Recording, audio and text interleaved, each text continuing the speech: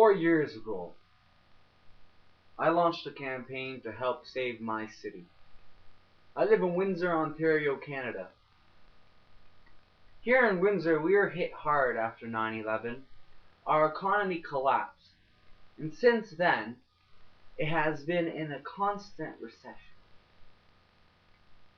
For now almost a decade, our city has died and suffered. Yet, at the expense of what? We were witnessing one of the greatest struggles in North American history. A corporate machine was trying to take over America and Canada.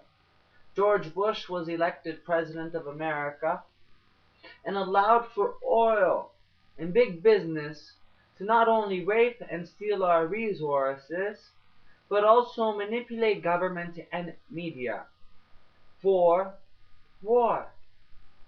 For we were under a new global campaign to save humanity. We had to create a media at that time that would not help the enemies. But what it did was it enslaved not only the media, but the people at the same time. In 2004, Stephen Harper was elected as Prime Minister of Canada. He assumed the power of the most successful country on the planet. We were the #1 country around the world to live. We had the biggest surplus out of any other G8 country. We had 8 consecutive surpluses at the time. Since then, Stephen Harper has created a dark plan for Canada. Here in Windsor, Ontario, where our economy suffered, Stephen Harper promoted Alberta and the oil sands, promoted the pollution, and promoted all the death that he was creating for the world. He starved Windsor. He did not help Windsor. He forced our children to flee to help build him his dark Alberta and these fields and sands of tar. He starved this city. He murdered this city. All so he could go and build him an empire. We watched a country lose its image around the world. We saw a country lose its people. Stephen Harper is killing our world. Through Alberta, through the oil sands, he is killing our country, our children, our futures.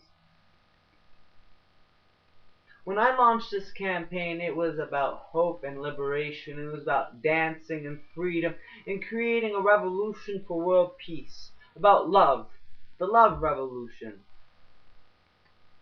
It was about inspiring a generation. It was about educating every single student in Canada and around the world. It was about building post-secondary colleges and universities in every single small town and every single village around the planet as the greatest economic stimulus plan in the history of humankind, using green technologies and creating a new green world through education. Yet Stephen Harper could not understand that. What he did was censor a campaign. The more we grew, the greater the obstacles became. The media was hiding the greatest movement to have ever been created to save humanity. We were holding events here in our local community that were larger than both our local representatives. We were holding events larger than any politician in the city. Yet the media still hid us. We sent a press release almost every single day for now over 3 years. Yet the media still hides us. I've lost over 135 pounds. Yet the media still keeps me hidden. I've lived on the streets, hungered, had nothing, not a dollar in my pocket. Yet still I continue to help save this city who is dying, who is starving, who is screaming for salvation. Yet this Prime Minister refused to help. This Prime Minister refused to put a hand out and save a city that was past the point, past the brink, where there was a new modern exodus of all those that helped build our nation. So today, this is an appeal to the world to help this city, to help the world by starting new, by creating a new planet, by creating a smarter planet, through investing in education. To build a university campus requires every single level of your economy, from the Joe Plumber to a professor. To build a university campus requires life to return to all these dead and dormant towns. To educate our youth shall save our planet. Creating a Canada that has free post-secondary education entrenched into our system is not a bad thing.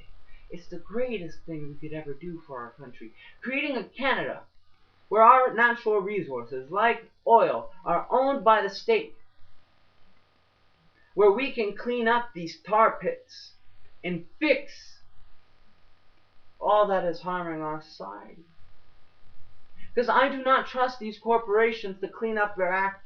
I believe we need to elect a government that's going to say, we are going to shut you down and take control and start anew. We will make it all new.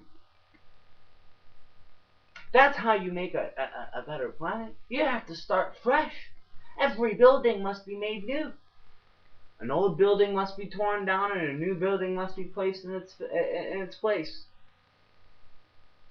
It's simple. Get rid of all that's harming our world and create a new world.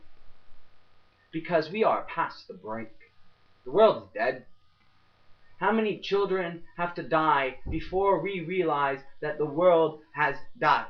How many children in Africa? How many billions must die? How many billions have died in the last 23 years? From hunger, from starvation, and from war. Our oceans died in the 80s. Today it's almost 2010. We must liberate this campaign. We must have every single world leader around the planet make Stephen Harper accountable in Copenhagen. Make him accountable for freedom. Why are we in war when we hide our citizens? Why do we go to Afghanistan and Iraq to seek liberation and democracy when here in North America and Canada we are hiding one of our own, when we are seeking to torture and murder one of our own with no accountability, with no one saying, this must stop? So today this is a plea to the world media to wake up and help save this one campaign. Today is the day where we save the world through opening our eyes and saying there's a better light out there. There is a new day. And today is that day.